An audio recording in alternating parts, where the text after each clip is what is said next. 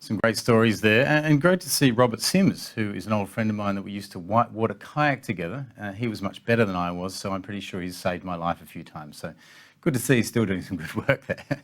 I'd now like to introduce our panellists for the next session, how our collective action is creating momentum now. Our panel includes Carlos Flores, Director of NABERS, who is the moderator, Francesca Muskovic, the National Policy Manager for Property Council of Australia, Jan Smits, the CEO and Deputy Chair of APAC Pro-Invest Group, and Davina Rooney, CEO of Green Building Council of Australia. While our panellists are getting settled, just a reminder for our attendees to enter any questions for our panellists in the question box located in the top right of your screen, and we'll address it in the Q&A session after this. To help, please include the name of the panellist whom the question is addressed to, or if it's just addressed to everyone, that's fine too. So please enjoy our next session. Thank you, Greg. Thanks so much for the introduction. It's really exciting for all of us to be here. And my name is Carlos Flores. I'm the Director of NABERS. And today we're talking about how we're driving collective action on climate change and sustainability in the building sector. So I'm going to start, we've done an introduction of speakers. I'm going to start straight into the question because I really want to know all the great things that you all have to say today. So I'm going to start, my first question is, last month's election has been called the climate election. What environmental policies do you think should be a priority for the building sector in terms of for the new government? What should the new government be working on in this space? Frankie, I might start with you. Sure, thanks, Carlos. I think the good news that we should reflect on and talk about today is we have a lot of levers in place, particularly at the Commonwealth level, that are ready to be pulled right now. So we should be thinking about the next revision of the building code. They only roll around every 3 years. So what are we going to do about that when the next revision rolls around? One of the things that comes top of mind for me is whether we should be allowing gas in new buildings from 2025. Very happy to dive into that a little later on in the discussion. And I think the other, really exciting areas, particularly from a NABERS perspective, is that we need to see the rapid expansion of NABERS to cover every building type. Every building should be able to get a NABERS rating in Australia. So we need to see already the great work that your team is doing, funded, amped up, accelerated, and with a link to disclosure. So, we know that the CBD program was reviewed a couple of years ago. That lovely report's been sitting on a dusty shelf since then. So it's time to dust that off and implement the recommendations. And I think at the same time, look at opportunities for how we can expand disclosure over the next couple of years. And we know there's a big challenge in the resi space. Davina, so Frankie covered on the building code and disclosure and gas, and I don't know what's left after that. But Davina, what do you think? What should be governments being working on, and how do we use this opportunity we have now to drive action? Yeah, look, let me add a bit of colour to this, disclosure, disclosure, disclosure. So I know the energy rating of my fridge. I don't know the energy rating of the most important asset I'd ever own, my house. We've seen from the amazing work of NABERS in the office sector that how you've been able to drive the emissions down a curve. That is an opportunity that is available, game ready right now. Frankie mentioned the National Construction Code right now. Next 6 weeks, we're deciding, are Australians going to have better homes? For the last decade, we haven't done anything in this space. There's a genuine opportunity to step forward, take that opportunity. Then how we take that forward with resilience. More Australians are dying of heat stress than any other natural cause. And, from natural disasters, we absolutely need to be focused on houses, buildings that are designed for today's climate conditions and tomorrow. And then the other piece is how do all those existing buildings transition? We have a massive energy crisis on now. Ourselves and the Property Council and some other like-minded peers, the energy ministers are meeting today. Yes, we can look at supply side areas, but demand side, energy efficiency has to be the first fuel. We have to have a number of policy incentives for the most vulnerable, because what we see is when we get energy, both supply and demand wrong, the most vulnerable suffer, and we don't want intergenerational poverty driven by energy poverty. So there's a lot of challenges we're going to talk about in this space, but there is also a lot of opportunity. Davina, you just made the last comment you made was about a very strong comment about residential disclosure. And I work in government, and we often see a lot of, we're starting to see the first governments coming back to Australia post-pandemic. And every time we have a European government member, they're always very surprised that we don't have disclosure, because so many European countries have had that for a couple of decades by this point. And so my point, I just wanted to add in this, because really, it's just about having some clear targets and some transparency and just some action. You know, what are the actions, what are the targets, and what is the transparency around it? Because that's, as I'm obviously not as close to it as both of you are, but just as a consumer of news and reading and seeing, I just feel that it's pretty hard to work out what we're really where we're going. I think one of the things we've not been served well by in Australia over the last decade is because the debate has been focused just on the transition of the energy sector. It's been a renewables versus coal story, and now gas, for the longest time. Yeah. And what we actually need, because we now have a government with at least a 43% by 2030 emissions reduction target, is a broader and kind of integrated focus across all the different parts of the economy. Yeah. Because unfortunately, the energy sector is the easy bit, right? Yeah. So we need to think about, obviously the built environment and where our kind of hearts lie, but the interconnections between our sector and others like transport. With EVs coming in, we're going to have EVs plugged into the basements and garages of homes and buildings across the country.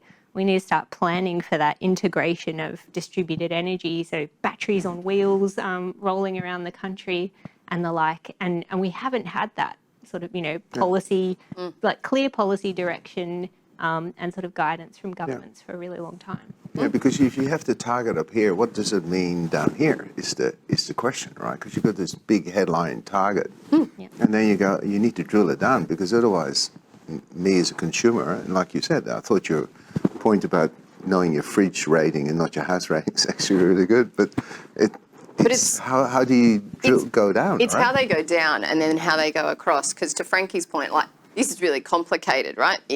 We no longer will have a separate transport sector, separate resi. Someone's going to be charging up their vehicle at their office with solar power during the day when the sun's going, coming home, and when the grid needs that demand, we're going to be seeing that battery on wheels plugging back in. We've been playing these like single instruments. This is now an orchestra, and policy is how we're going to conduct that orchestra. So the real focus is, now we've got a target, we've agreed on some of these actions down. There's going to be really nuanced items about, what the conducting of that orchestra is when these systems are more complex and interrelated. Because we're going to be looking not at net zero over a year, we're going to need to be looking at absolute zero. How does the demand match the supply, and how we actually harmonise that? Yeah.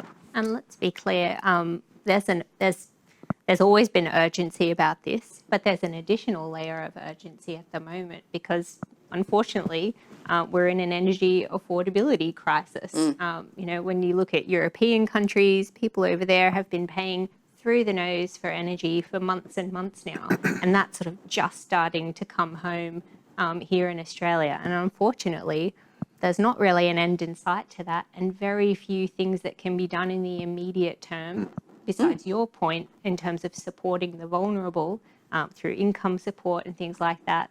Those things don't go to addressing the structural issues that we've got to get on with and accelerating that transition. So all those interconnected, issues around, I guess, what informs our cost of living and energy and the interaction between all the other things we're talking about is really coming home to roost right now. Yeah, I love that analogy of how we've been, trying to get really good at playing single instruments, and we're kind of forgetting that this is an orchestra, and playing it's a team effort, and where different sectors have to actually understand how they fit into this really big puzzle to make more progress together. I love that. So I want to do a little bit of a pivot. So we talked a little bit about the role of government in this transition.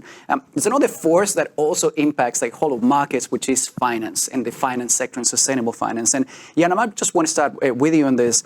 How does private finance fit into the conversation of transition towards net zero emissions? Oh, I think, look, it's only new, green loans. I think the first one was in Europe in about 1819 or something, and we've just put one in place on one of our assets in Sydney through the Ariel Bank, which is a European bank. But to go back, for us, it all started around 2017, 16, 17, where CBA and CEFC came together to put a loan in place for our hotel in Melbourne. And this is how our relationship started with CEFC, and this is our journey really where we accelerated because we learned so much for our industry, because honestly, the hospitality industry, when it comes to sustainability, and we can talk a bit more about that, it is a long way to go. And I've been in the industry for 40 years, so there is a long, long way to go. But our journey started there, and consequently, CEFC joined us in one of our funds, and now all our 3,500 rooms that we have in those two funds are all NABERS 4 or 5 rating. And currently, we're now going into, because the first hotels are all brand new built, so you can build it into. Now we're starting to recycle buildings like the Kimpton in Sydney, which is a 1930s building, and working out how we recycle building. We're just about to do 2 other ones. And I can tell you honestly, you walk in this building, you go, oh, how am I ever going to get this to a 5-star NABERS rating? But you can. And it's just about a mindset and working out how you're going to do it. And and there's a lot of old real estate sitting around that we need to work out how we repurpose it. So I think the finance part is absolutely critical, because it encourages us, it helps us get to where we need to get. Because, like I said, recycling buildings costs a bit more to do than build a new one. So when you get a green loan, it's a bit more financially beneficial. You can invest that into the property. And I think one of the great things about green finance, so, I had the privilege to be involved with Australia's first corporate green bond in 2014 in my time with Stockland. The great thing is, the investors, they absolutely get this. If you look at the World Economic Forum, the short term, biggest risk they have, the medium term, the long term, it's all about climate change. They absolutely get this. They're putting this in their financial instruments. The really useful part about green finance is it helps different market participants jump on at different stages. So, office buildings kind of went first. We've been talking about, 17, 18, it's starting on the hospitality side. We've recently done a deal with CBA, and previously Bank Australia have been leading this space for resi. And so what do we do to, and it has been amazing, volume home builders who build, more than 30% of homes in Australia, who weren't sure that this market, how would they get to the consumers, how would they get them to understand? Suddenly you've got a financial institution helping them explain these things, and it can be really great for helping people get started or boosting through key stages. And I know we've got a really broad audience. For those of you in the audience who are sort of having a debate internally, one of the things you can say to your leaders is our investors get it, our financiers get it. You don't necessarily, they're absolutely on board and they're our drivers. And so we hear this in all spectrums with our members. They used to be asking their investors that they wanted to talk more about sustainability. I routinely hear stories of investors sitting down with the board, with, the CEO, and having the whole session about ESG and how they're preparing for the new world. The game has changed. I think one of the things that really excites me, and I wanted to pick up one of the points that you made, Jan, about the fact that currently it might be more expensive to repurpose and recycle existing buildings rather than building a new one. Well, that's because we're not costing, the impact of all the embodied carbon in new materials going in. And so, there's a disconnect there. I agree. So what I'm really looking forward to, particularly when it comes to the challenge of existing buildings, right? We need to, as much as possible, start putting signals in our market through finance that pushes us towards repurposing, reusing, recycling, rather than digging new stuff up out of the ground. And And on the homes front, I think, like Davina, you're right. At the sort of institutional level, capital has made its call in this space. The Property Council's members are competing for international capital, and it's a race to the top at that level. But what we don't have, on a really broad scale, is your green home loan, So like this could be a dinner table conversation around the country. Oh my God, I'm going to get my new place, if you're lucky enough to be in that position, over and above the code requirements, because I'm going to get at least a percentage point lower on my interest rate. That is a real cut-through incentive. And when it comes to existing homes, once we've got our national rating scheme for homes, as Davina called on earlier, we can start seeing the same sorts of products for retrofits, and that will drive a massive impact. Yeah, I was at a conference, real estate conference last week, and it's really interesting, the conversation, because they were trying to work out, there's a whole bunch, and this is in the logistics space, a lot of it, where it's obsolete real estate eventually, because it just cannot be brought up to a level that it makes sense from an investment point of view. And everyone is trying to work out now, well, what are we going to do with all this real estate? that's right. And I love the thought of, in particular when it comes to residential. I think I'm part of the generation of people who are saving to buy a house. Like, a lot of people in their late 20s to early 40s are in that stage in Australia. And you can see that so many people that would actually make a different decision, or we're looking for different things if that information was available, but it isn't available. And so we have these market mechanisms that are almost impossible to pull at large scale if we don't have transparency of the information. So I love that. In case I want to give a big shout out to the Clean Energy Finance Corporation. Some people who are dialing in today may not know what they do. It's Australia's Green Bank. You do fantastic work. They've done absolutely incredible work. All four of us have worked with them in various different projects. And I think we're all really excited to see what's coming from them and for them in this decade with a new government and a stronger mandate on climate change going forward. So we've spoken a lot about governments and finance and kind of like big drivers across markets. I'm really interested in going maybe more macro into individual organizations, because we have a responsibility as well as organizations to act on sustainability and climate change. And I wanted to ask you about, we've made quite a bit of progress on operational energy when it comes to this. We still have a long way to go to deal with the operational side of climate change, but we feel like we are making progress with renewables and energy efficiency in other parts. But perhaps we're not making the same amount of progress in other areas of climate change and sustainability. And I'm just really interested in hearing from you. What do you think are other important topics that we need to start tackling? And perhaps what is the next frontier in sustainability beyond just operational energy in buildings? Frankie, I might start with you. Sure. Well, when I talk to my members who are, they are committed to net zero targets by 2030, most of them are viewing that as an absolute backstop. Many of them have accelerated the dates that they think they're going to achieve those targets, like by up to 7 years. There are some people amongst our membership who will be carbon neutral in their portfolios from an operational perspective in the next couple of years. What that does is it brings into much sharper focus the residual emissions that have to be dealt with. So these are people who have done energy efficiency. It's absolutely foundational to everything that they do. They've managed to procure most, if not all, their electricity from renewables. Then we start looking at, okay, well, what are those residual emissions? It's gas use in buildings, fossil fuel. It's diesels in backup generators. It's refrigerants in their cooling systems. And then, okay, so what do we do about that? Gas prices are at historic highs. They're not going down anytime soon. So the conversation about electrifying our buildings, electrifying everything, has accelerated in the last little while.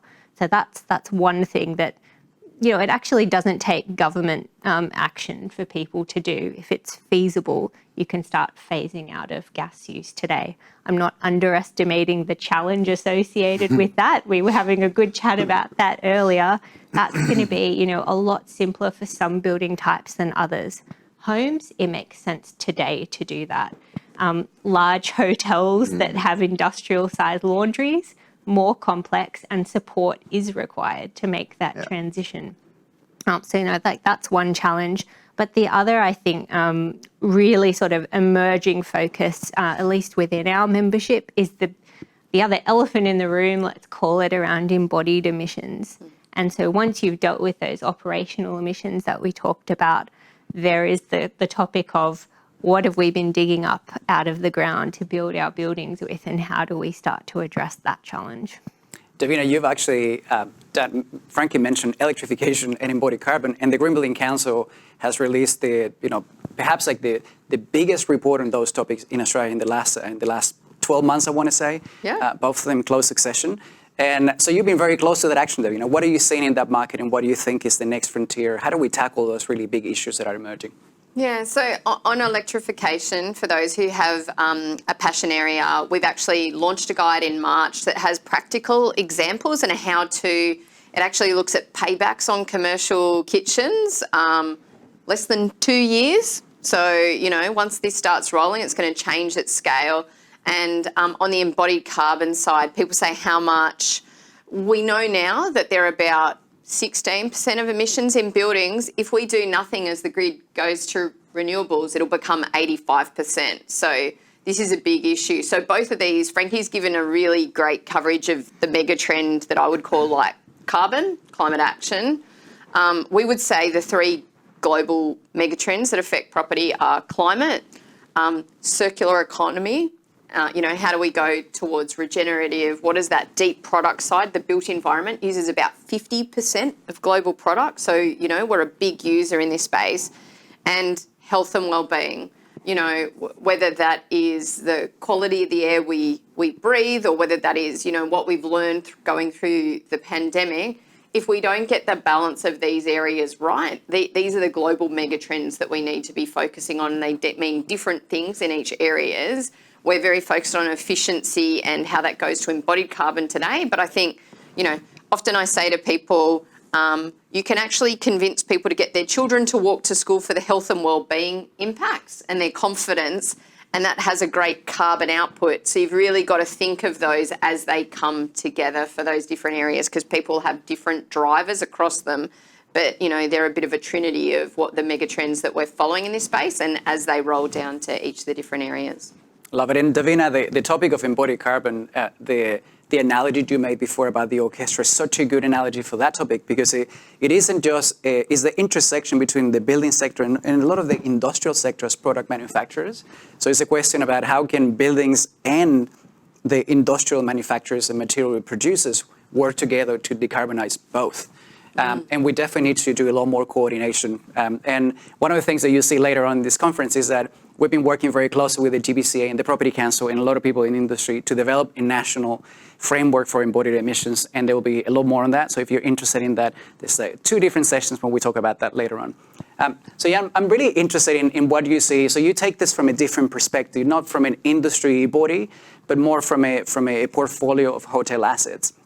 What does the next frontier look for you in sustainability? Yeah, like I said before, I think the industry, the hospitality industry, although it contributes 1% of carbon, but that's not the issue. The issue is, I think, we, as an industry, we define luxury often, it's waste, right? Or it's excessive usage of resources, whichever way you want to formulate it.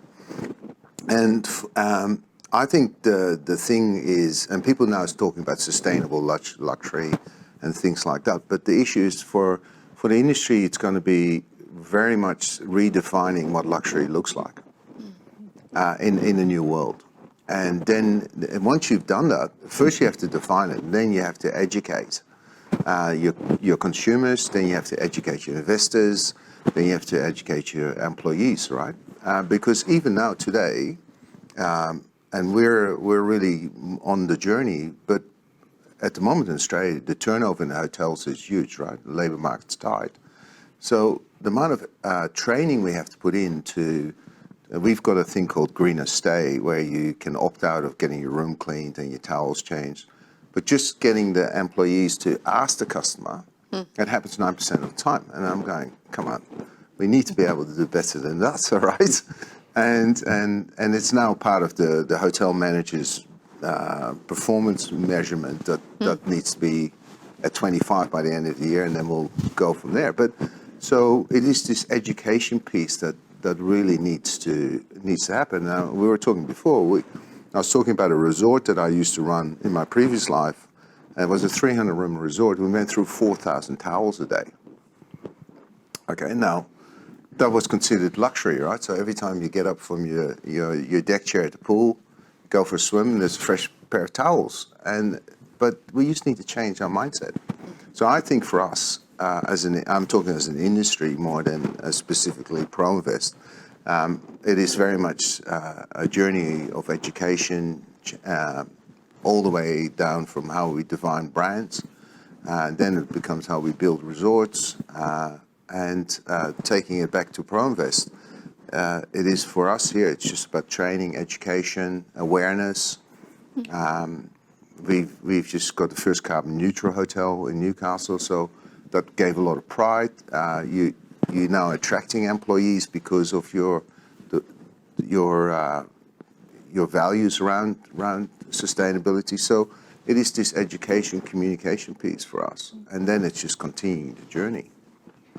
I was reflecting on a lot of conversations I've been having to people after the recent federal election, and I think it's not sort of too forward to say that I think there was a lot of disillusion over the last few years, and perhaps a feeling of disempowerment. So, there's not leadership at that top level. What can I do about it? And I think we really need to shift our mindset now, start feeling empowered, because it is about literally every person in the supply chain doing their bit and being able to have the conversations. And I think that piece around creating demand or desire to redefine luxury in a hotel setting, to redefine what a comfortable, healthy home looks like. So we're not talking so much about granite bench tops anymore, and it's all the amazing things, that are sort of embodied in your Green Star Home standard. Spend 90% of your time indoors. All the research is telling us that, gas in your home is the same for your children as passive smoking on the asthma side. Like, when you actually look at it through that health and well-being lens, if you ask people what's more important, the granite bench top or my child being sick, it's a pretty straight response. However, often how we package these things and market them, and it's one of the reasons why when we've been going into new sectors, we're going to be doing a TV show with Jamie Jury and, seeking to partner with markets to move in a way that will be highly recognised in their market. It's doing good work is really important, sharing that so that there's that bigger scale of demand, because we can all do sustainable one-off buildings perfectly. The global challenges that I know we're going to talk about require us to do a huge number of them slightly imperfectly at time. It is needed to that scale of change for us to get close to hitting the global goals. So we actually really need to start to look at how do we have solutions that we can share at scale. So you take great work ProInvest has been doing, and then how do you take that across the sector? Yep. Yeah. I really like this concept of decoupling luxury or quality. Maybe let's just define it as quality with wastage. I think it's such a powerful concept. Both applies very strongly to both homes and hotels. And both you, Jan and Davina, are doing some amazing work about that. We're all very excited about the work you've been doing on Green Star Homes, by the way. I know it's early days, it's been launched recently, but I think it's got a significant potential to drive a lot of change going forward and redefine what quality really means in this space. But I wonder if you wanted to go a bit deeper on that, Davina, and I'm going to make another invitation, by the way. If you're on this and you have some questions for our panelists, feel free to put them in. But I'm interested in going a little bit deeper on what you found through the development of Green Star Homes. I know that quality is really literally at the center of what you're trying to do there. Yeah, so we did a huge amount of consumer research, and unsurprisingly, people want healthy homes that they can afford that walk more lightly on the planet, and they're designed for today's weather conditions and tomorrow's. And the thing that we found is, there's an enormous, I think one of the key insights that one of our partners, kind of CSIRO, had in early research is they ask people how they learn about sustainability, and they say, I read articles and I read books. And then we ask their builders and they say, they watch the block. And so, we really need to shout out to James McGregor and the team for their work on Renovate or Rebuild.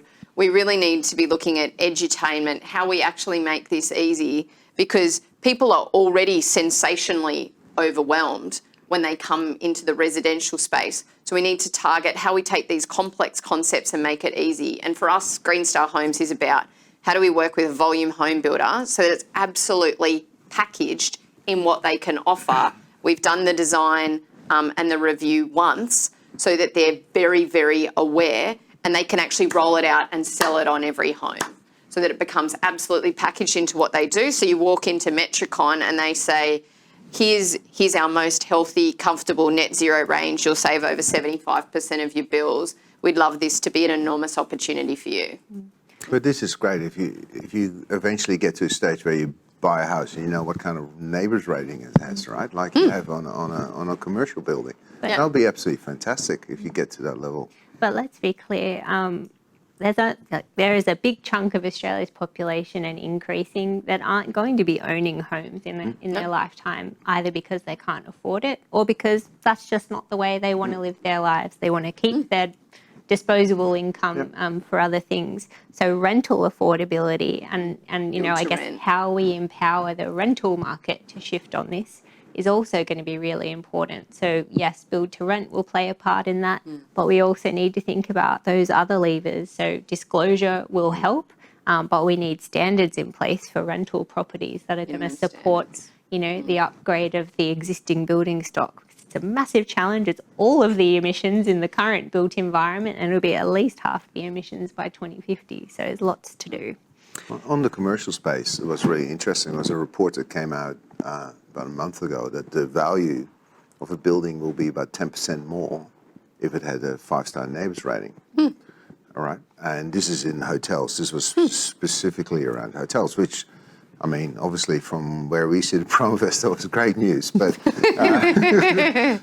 and after all the effort and time, we've really tried to get this ingrained into our business. So if that actually, and we're seeing it, so if that multiplies across different sectors and eventually to your home maybe and to your rental property,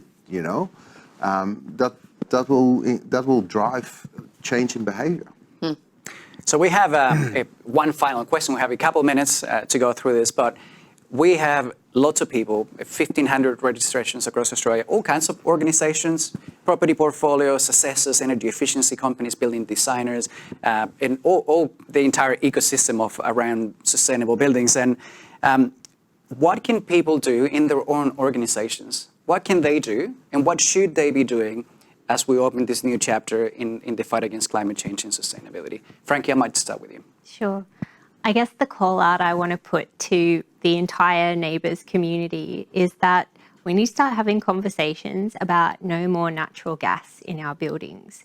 That starts from the very beginning of concept design, right? Heat pumps in basements or rooftops are a different proposition than gas boilers that we've had for a really long time. So it's a team effort. It's going to be designers, engineers, architects, everyone in the supply chain working together. And I don't want the message, from this community to be taken away that it's still cheaper or the best outcome in the short term to go with gas, even from the perspective of getting a NABERS rating.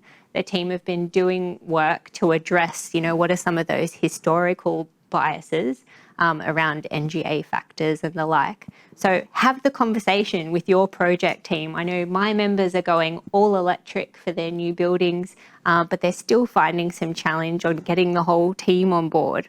And let's be honest, it's not going to be an easy transition, but for new buildings, we can do this and we should be doing this now. Time is now. Yeah. Time is absolutely now. When I used to talk about climate change 20 years ago, we used to talk about it very long distance, far, far away. This year, the 2022 IPCC report came out the same day the Queensland floods peaked. So there is absolutely no reason why any of your projects or buildings, why you wouldn't be taking that opportunity right now. The election has spoken, the financiers have spoken. Now is the time to take this opportunity either with your clients, with your organisation, yourselves. Time's now. For us, we're very much going to stay on the journey. We've got our first carbon neutral hotel. And what's really interesting is our guests want sustainable hotels. They want to stay in sustainable hotels. Our employees want to work in hotels that have a vision around looking after the planet. And we used to launch One World Countless Experiences, our brand around this, to make sure that everyone in our organisation understands it. So we're just going to continue, and our new challenge is to repurpose buildings, which I actually am really enjoying, because you actually have to think about how you're going to do it, and that's the journey we're on. But I absolutely agree, it is now. I love that, and I think to me a good summary of all of this is if you are not on the journey to sustainability and reducing your emissions and becoming more sustainable, the time to do it is now. You can start today. Lots of other organizations are doing that.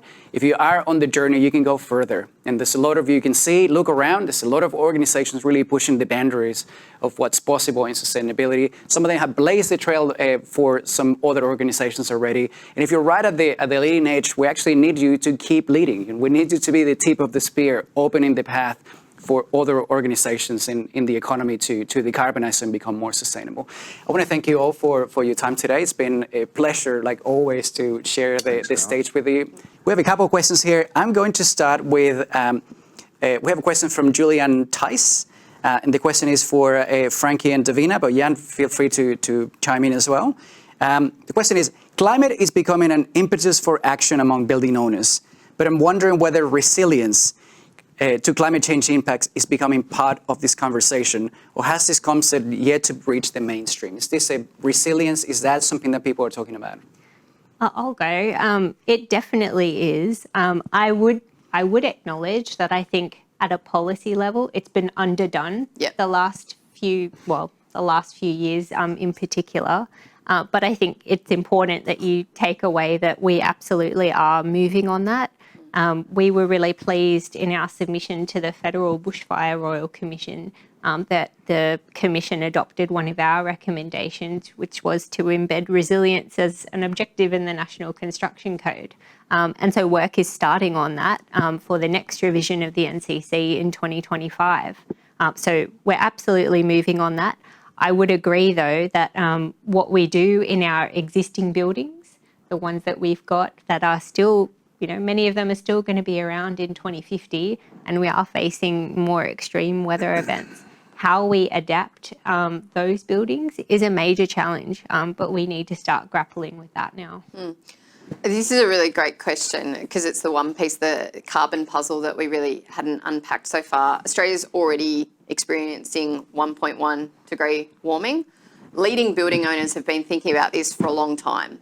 So, when I had the privilege to work with one of Australia's largest property groups, more than 10 years ago, we had a cyclone and we had a retail centre being used as an evacuation facility. You lose power and water while 3,000 people are on your site, and you know about it. And so, that was the moment for change. That was the moment that industry started talking about, how do we have satellite phone links? How do we actually, do research with universities, make sure that shopping centres haven't historically been designed for higher importance factors, but they're being used for community refuge. So I'd say the leaders have been talking about this for a while. For those who get very excited in this space, we launched a paper with Zali Stegel on this last year with some leading case studies and how people are doing this. We'd love to work with you more, but again, just to make it clear, 20 years ago, we hoped we would be doing everything on the mitigation side. We haven't gotten to net zero fast enough, so we are simultaneously dealing with the issue to come down to zero and the impacts of us not doing this 30 years ago. And I think just maybe on this topic, I'm wondering whether, because you work with financial organizations, and obviously you're an investment portfolio on hotels as well. I wonder if this is something that you're hearing from like the financial side, like the what are organizations doing in resilience? Is that something that you hear from that angle? No, it's more what we're hearing at the moment from the financial institutions, that unless you have a clear strategy around sustainability, and unless you have a NABERS rating of 4.5, 5, they will not be able to get involved with you. And it's not the hurdle of that. It's really been interesting. This has really changed in the last 12 months, where you're saying, look, this is great building, you know, et cetera, but unless it has that, forget about the returns, forget about the building, forget about if it fits in the portfolio. The first lens is that lens. Right. And we're starting to see insurers use the Task Force for Climate-Related Financial Disclosures. So if we work with the Insurance Council, we're having residential, which is uninsurable now. New properties built to all the codes and planning standards where the insurers won't touch them. All the banks are desperately concerned about how they book resilience into their portfolio, the Task Force for Climate-Related Financial Disclosures. And so when people use Green Star frameworks more broadly, one of the reasons why the investors are so engaged is because the work around resilience, particularly in the performance rating, because they want all the portfolios to be lifting up.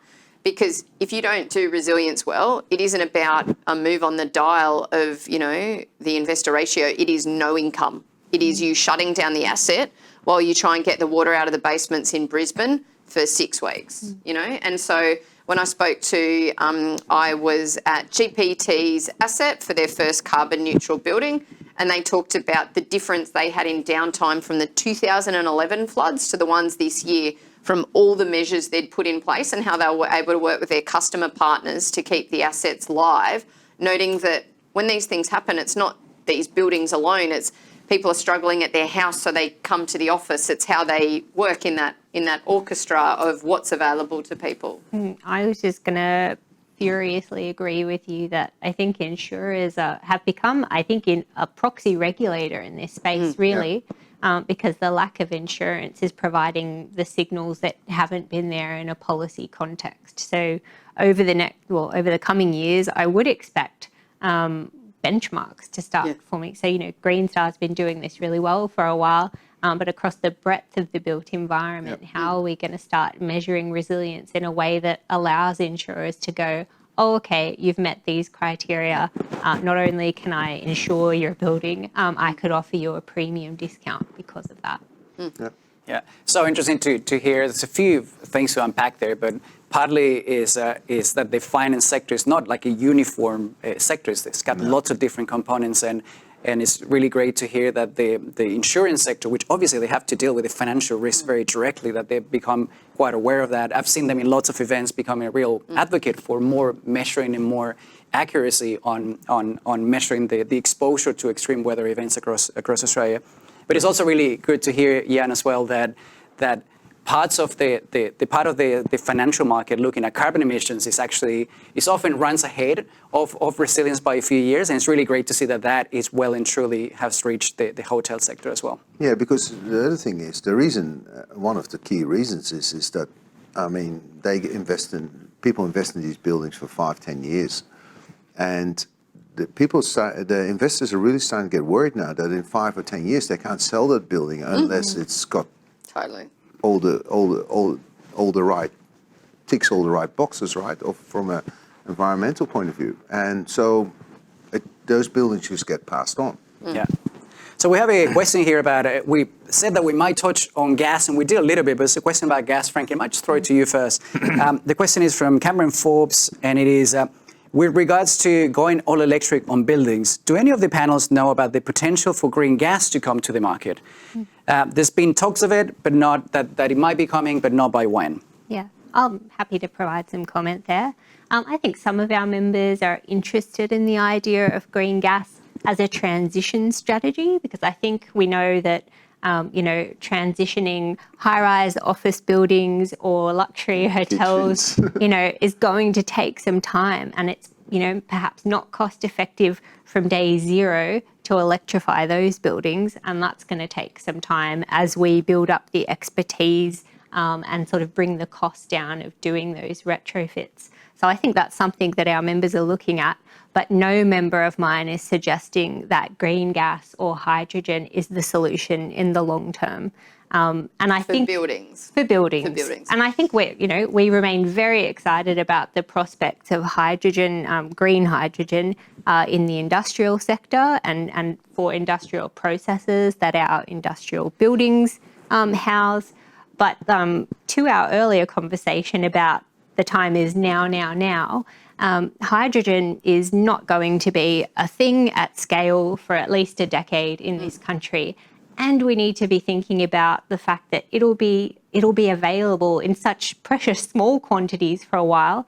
It needs to be directed to where it has the highest value, which is those industrial sort of uses. So we know that electrification is the strategy of choice for the property sector at the leading level. It's also the most cost effective when it comes to new homes. You can do that now. Green Star Homes is directing you there. So I think what I'm interested in is what are the policy signals, given the urgency of the task here, that we can start to employ in the coming years to really drive and accelerate that transition. And the IPCC report tells us we're behind schedule. Yeah. So methane is one of the things that if we pull it out of the atmosphere or stop putting it in the atmosphere, we can actually have a short-term change while we catch up. So it's like I say to my son, you're late on your homework, you need to catch up. That's why we actually critically need to focus on this. If you look at all international reports, the International Energy Agency report, it's very clear that electrification in buildings is a very heavy part of this lifting. And to Frankie's point, biogas will be used for some of those transition for older assets where we can't get them out fast enough, where heat pumps don't fit. And green gas is going to be those hard to abate sectors going critically after those industrial processes, notably, green gas for the steel industry that we talk about in these sectors. I think like biomethane, there are some really great projects out there. Like if you look at what Sydney Water does, in terms of capturing off gases from their plants, like that's an example of a high integrity approach to biomethane. But to get the sort of scale we're talking about for the building sector across the country, that resource of projects at that level of integrity just isn't there at the moment. So if you look at, where the potential could come from, it starts to call into sort of question competing uses of agricultural land. So you're talking about energy cropping, and I don't think anyone would agree that that's a good outcome from a broader sort of ESG perspective. So I think what's really clear to us and our members is that electrification is the long game. It's not just us that thinks that. The energy market utilities think that too. AEMO's step change scenario as part of their integrated system plan assumes that about 80% of homes are electrified by 2040. So there's an inbuilt assumption there that policy levers will be pulled to help drive that transition, and we just don't have that yet. But what I also would really want to emphasise here is that I don't want to underestimate the challenge of doing this in the existing building stock. And I really do think that there's absolutely a role for governments to support that transition with incentives for equipment upgrades, with advice for how to do this. We really do need to hold the hand of building owners that want to make that transition and want to do it quickly. So we have one more question here, which we talked about what government can do. We talked about what organizations can do. And we have a question from Wei-Chin Ling, who is a young engineer. And this question about engineering, but we're going to make it a little bit broader. Her question is, what advice would you have to engineers who just started their career, such as myself, to plan and act so we can accelerate the sustainability movement and accelerate their own learning? So it doesn't have to be just about engineering. I know that two of you are engineers here in the room. Jan, I might just start with you. All three of you have very different paths towards sustainability. What advice would you give to somebody who is interested in this space and they want to know how can they upskill and have influence in this going forward? Honestly, I think I think the big challenge is being fully aware of what the possibilities are, and then incorporating them into your day-to-day role or life, right?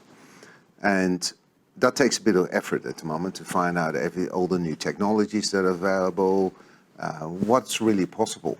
And then to an engineer, for me, it is think outside the box, all right? Because it's really easy to do everything the way it's been done forever.